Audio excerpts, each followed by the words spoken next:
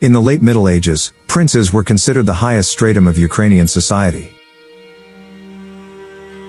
Receiving this status exclusively by inheritance, they were carriers of economic and political independence, formed their own armies, and owned lands and subjects. And among them, stood out the most influential and wealthy ones.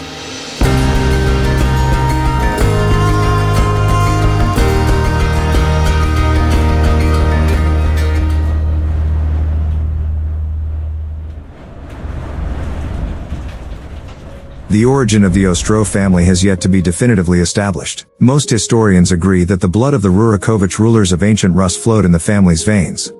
However, there are those who call them descendants of the Lithuanian ruler Gediminas. The first representative of the family was called with a touch of uncertainty, Danulo from Ostroh. But his son Fedir, who was the only one in the family to become a monk after inheriting Ostroh, was increasingly tying his name to his city, and so he's gotten the name Ostrohski. The great-grandson of Fedir Ostrohski was Konstantin Ivanovich, the most prominent commander of his time who won the famous Battle of Orsha. His successor, Vasil Konstantin, engraved the family name in history and folk memory with his useful deeds. The founding of the Ostroh Academy and the printing of the Ostroh Bible. Halshka, the niece of Vasil Konstantin, was the most prominent female figure of the Ostroh family tree. In Poland, Halshka is still remembered as the Black Princess from the castle in Shamatuli, and in the history of Ukraine, her generous heritage which she donated to the Ostroh Academy, is most often mentioned.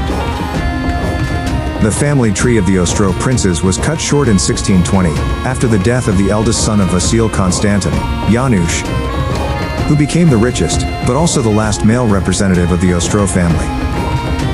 The huge estates of the family passed to the princes of Zaslav, and later to the Sangushkos and other noble families.